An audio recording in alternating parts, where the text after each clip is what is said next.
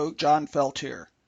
Let's start off today's weekly water outlook for February 2nd by taking a look at the past 7 days observed precipitation. Now, I think a week from now you're going to see a lot more action around the area, but certainly with the southeast U.S. last week getting some freezing and frozen precipitation, it might not look like a lot here, but it certainly caused a lot of problems. It's actually sort of interesting to see in this percent of normal for the last 7 days over the southeast U.S.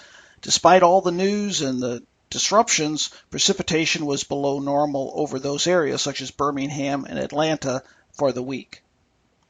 Now, as temperatures go, this is a look at January. You can see the area where that cold air has been plunging south over the upper Midwest, the Great Lakes, and even into the southeast U.S. So that axis has really been the coldest temperatures. And out in the west, look at the shades of red and orange and yellow, very warm in there. And that's sort of typical when we're talking about weather. Some areas are very cold, some areas are very warm.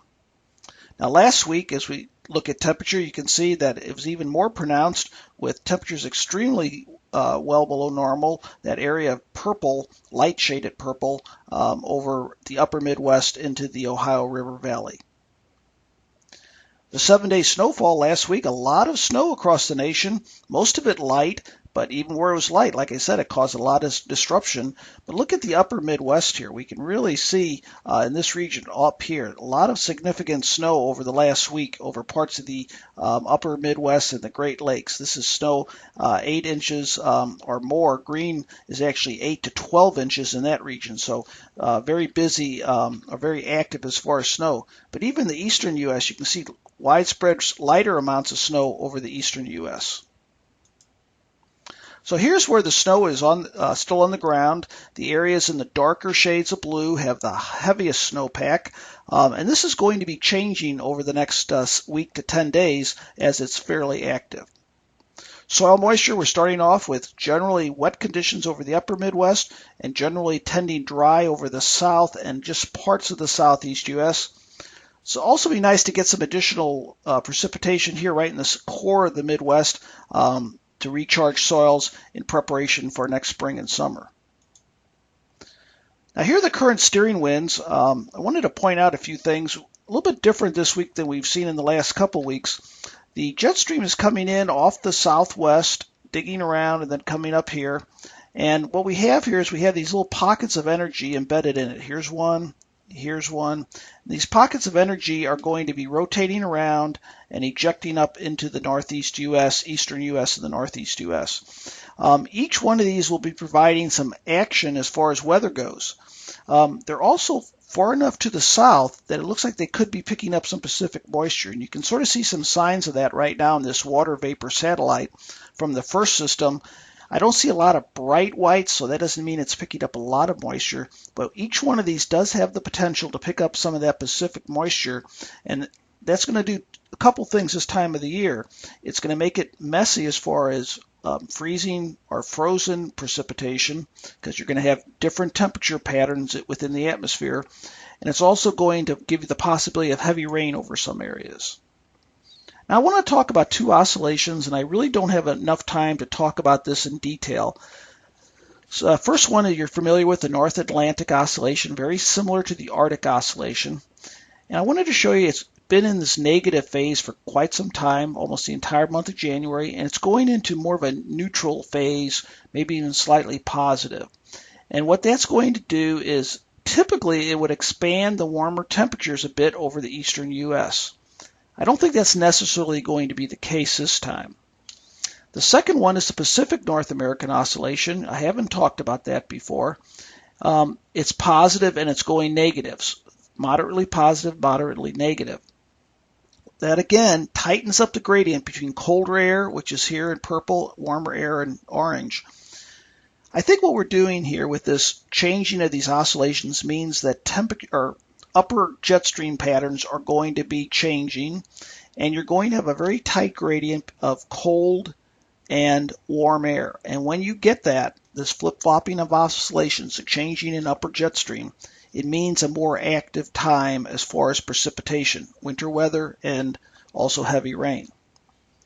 Now, over the next 10 days, I see 3 surface low tracks. The first one will be indicated in green, number 1, the second one, number 2, and the third one, number 3.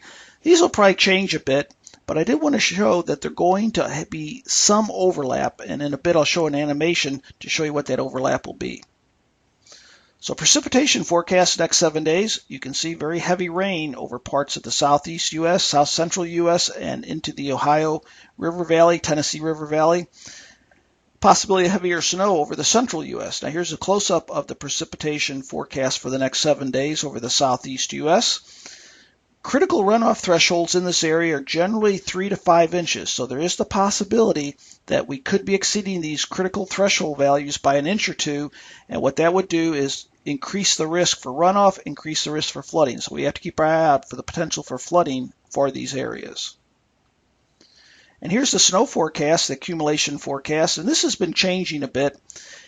And I'm going to show a couple accumulations here, animations here. One is going to be of the rainfall animation, and that'll be followed by the snow animation. I want to show you some of the overlap between these three systems. Let's take a look at a progression of these three systems. Keep in mind that the green is light amounts of precipitation, yellow is moderate, and red is heavy. So I think you're going to see quite clearly the overlap of these systems. So here's the first system here, right there. Here's the second, and here's the third. And you can see by the time this is over, we have a very significant overlap over parts of Mississippi, Alabama, Tennessee, and Kentucky, and then a secondary band over parts of Georgia as well, North Georgia. Now, I thought I'd run through an animation of the three systems now as far as snowfall goes. Gray is light snow, blue shades are moderate snow, and then the pinks are the more significant snow. So let's start out. This is the one that's coming in first, this current weekend into early this week. And then as we go through a little bit further, so there's the track of the snow for the first system. Here's the second one coming through. This is in the middle of this week, Tuesday through Thursday. And this isn't quite as heavy as it has been forecast in the past. There's not as much heavy snow, so we'll have to see if the models stick with this. This is late Wednesday into early Thursday, and it looks like instead of in the 6 to 8 inch range, there's some pockets in Kansas and Missouri, but it looks like a little bit less as we go through Iowa into Illinois. And then this is sort of interesting. There's another one coming in a week from now. This is the following weekend. This would be starting on Saturday and then going into Monday. And here's the third one. And this one's actually quite a bit heavier forecast by the models right now. This goes into Monday, a week from this Monday, and you can see a widespread heavy snow there in the pinks and red. But again, this is way out there. This is likely to change, but it does show that there will be 3 tracks of snow over the next 10 days. So here are your weekly hazards outlook. Wide variety of temperature outlooks. The areas shaded in blue are outlined by the blue line that are well below normal temperatures. We have an area of heavy snow. We have an area of freezing rain. We have heavy rain. So I think these will be adjusted over the next couple of days, but just to point out, very active over the central and parts of the eastern U.S. Now let's look at week 2 and week 3. Week 2 looks like colder air will be settling in, and it'll gradually be quieting down as far as the action goes. This is the precipitation over week 2. I think this is picking up that third system, so that'll be pushing off, and then behind it looks fairly quiet. So that doesn't mean there won't be any snow in the upper Midwest, but it looks like a very dry pattern over right through the middle part of the nation, and I think it'll be quieting down as well over the east. Week 3, February 15th through 21st, this is temperature. Blues and green are well below normal temperature, so even though that real strong Arctic push doesn't look like it's going to be pushing in, it did at one time. It does look like there'll be enough to be still well below normal temperatures. And then there's that tight gradient setting up right here. This is above normal, this is below normal. And when you get that tight gradient, it looks like on week 3 there could be some more action both in the upper Midwest and down here in the southeast. So this week, week 1, very busy. Week 2, not as much so. Week 3, perhaps busy again. But keep an eye on this week. A lot of action going on, potential for flooding, potential for winter weather, and continued cold weather over large parts of the nation. I'll be getting my newsletter out talking about the cold weather over the next day or so, and I will be briefing you again next weekend.